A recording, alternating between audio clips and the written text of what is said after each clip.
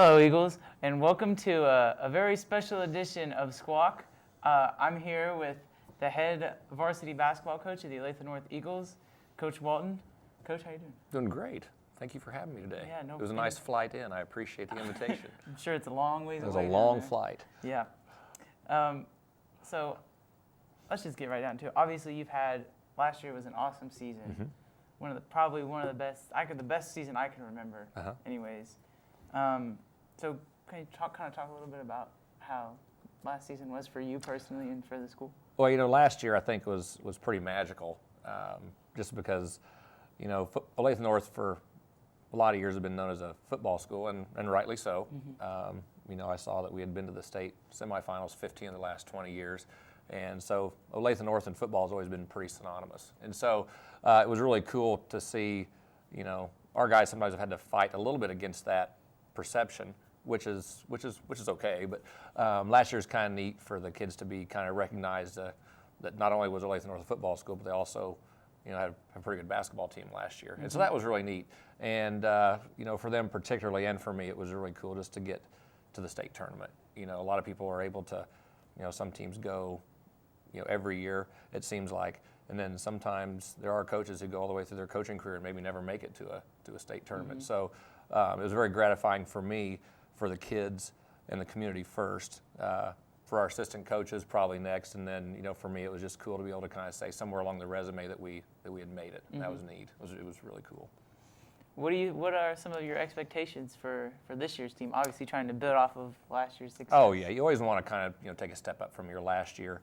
And we had pretty high expectations for this particular group of seniors when they came in as freshmen. We moved up 7 of those kids as freshmen up to the junior varsity, totally preparing for last year and this year. And our mainstays, the guys who have played the most last couple of years, have spent a ton of time preparing themselves for their senior season. So, my expectations for them are very high, not only from a win-loss perspective, but just also as young men, just to see how they've progressed as people is every bit as important to me as the wins and losses. So, obviously last year you had some phenomenal juniors in R.J. Smith and Alonzo Williams, but you did lose a 4-year player in Josh Moore. Yeah, Josh was it's gonna be weird. It has been weird not hearing him. He was a pretty loud and emotional part of practice every day, and pretty fun. So it has been weird since he did play varsity for 4 years. So that's a piece of the recipe that's not there. So really won't know how that will affect us until we suit up next Thursday at Hayes High School. What do you think about? R.J. Smith, I think, honestly, he's one of the best players in the metro area, signed with Oral Roberts. Can you kind of talk about him for a little bit? R.J.'s he's a great kid, and I think probably where I'm most proud of him, he's obviously very gifted. Kids just don't jump and do things like he does without having some incredible athletic gifts. But as a young man, the thing I've been most pleased with him is he stayed very humble, and his work ethic has blossomed as he has matured.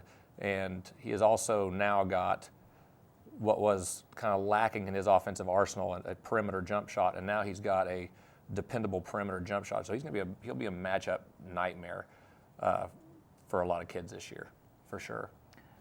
So we know about RJ, we know about Alonzo, we know about a lot of other guys who played last year. What about some of the guys who we haven't seen yet? Okay, well, let me speak just briefly to Alonzo and Danny, particularly because they've played a lot of minutes as varsity players, and it's just nice to have, particularly this year we have so many kids back. That just doesn't happen very often. Right now, what we're taking to Hayes is 9 seniors and 1 junior. That's great for this year, a little scary for next year. But Alonzo has started every game from his sophomore year until now, and he's always drawn the toughest defensive assignment every game out. And Danny's just, when I think of Danny, I just think of grit. He's just tough. And so, those 3 guys will probably be our leaders at practice in the locker room.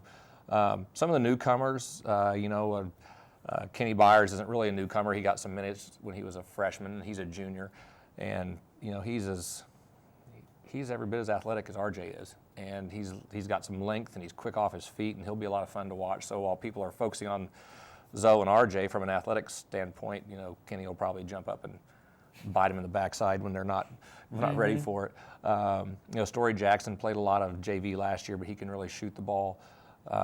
Looking for some good minutes out of him. Heron Tompkins is a senior. He played quite a few valuable minutes last year, and he's really our only, what I would call, beef inside, presence in that regard.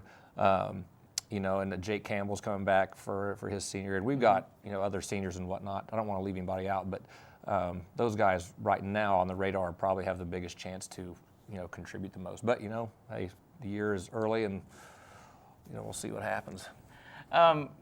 So you kind of talked about Heron a little bit. He is. I mean, he's a big man. Yes, he is. But there really is there any other big guys that you think, or is your offense going to have to change a little bit? I mean, we are changing our offensive attack a little bit. We're trying to take advantage of our length and athleticism, and the team that has to step out and guard us man to man is going to have to get 5 guys out on the perimeter to try and guard RJ facing the basket or Kenny facing the basket or any of those guys. And we also, because we're long and athletic, the guys are going to all have the opportunity to step in and take their guy and post him up. So, I'm expecting a lot of zone defense this year. But yeah, as far as post play, we don't have a lot of beef. And that would, if I would have one area of concern, it would probably be rebounding, and post defense would be a little scary, I think, at this point. What about the Sunflower League this year? I mean, there was some surprise teams last year. Shawnee Mission North. I mean, Olathe North. Those are some surprise teams. And I know Shawnee Mission North returned some players. What about the rest of the league? Well, you hit the nail on the head. Olathe East and Shawnee Mission North, I think right now have probably got to be on everybody's radar of being very good. Because 4 teams from our league went to the state tournament last year. Shawnee Mission North was one of them, and they are bringing their best players back. Olathe East is loaded again, and they will bring a lot of their guys back, and so they'll probably be the favorites, I would think. We're certainly going to be in that conversation. I think I'd put us right up there, obviously, with them.